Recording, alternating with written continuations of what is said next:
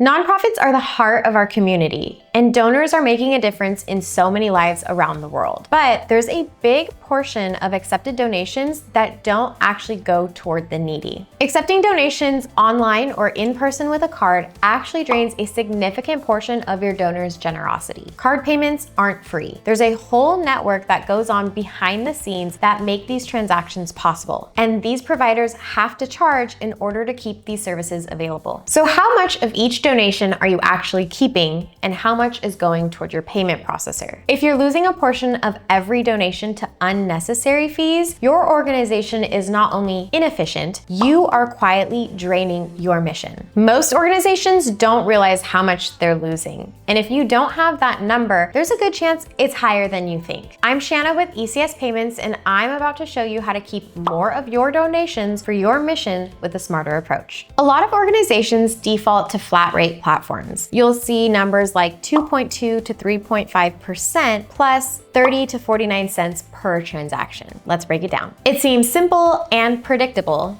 but predictable and simplicity doesn't always mean efficient. At first glance, the difference per donation looks minor, but nonprofits are not just processing one transaction. Let's assume your nonprofit brings in $15,000 per month at an average of $100 per donation. That's 150 transactions. Now, let's change one variable. The same $15,000 monthly total, but each transaction averages $25. That's 600 transactions versus 150. Now, here's what just happened. You didn't raise more money, you just processed more transactions. This means that your total cost of fees went up because each transaction has an individual per transaction fee. The more your organization relies on smaller donations, which most do, the higher your effective rate becomes. If you bring in about $15,000 a month, your processing fees are about $4,500 to $7,400 per year. That's a significant portion of your funding. So realistically, what does that money actually represent? If your organization feeds the hungry at $3 to $5 per meal, that's about 2,400 meals. What if your mission is drug recovery support? Treatment typically costs about $3,000 per person. So that's up to 3 lives that could have been directly impacted, but you never got the chance to.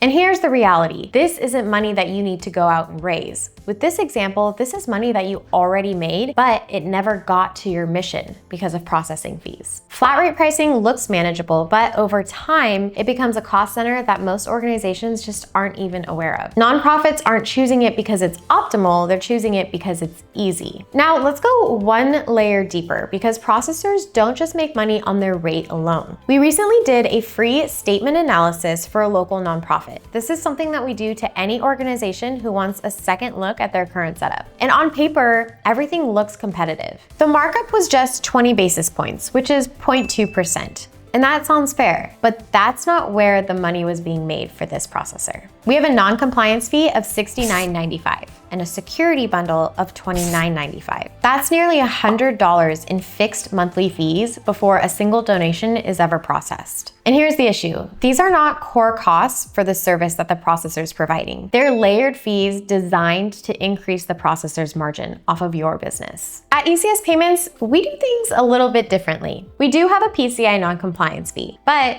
it's $15 and it's waived for the first 3 months. Then it disappears entirely once you become compliant, which is easy to do. We have no vague security bundle, and we have no unnecessary add-ons, because the goal is to keep you compliant, not to penalize you indefinitely. Now let's look at a realistic comparison, and we'll use the best case competitor scenario, 20 basis points over true interchange. Because in reality, most providers are closer to the 60 to 80 basis points when you break down their statement.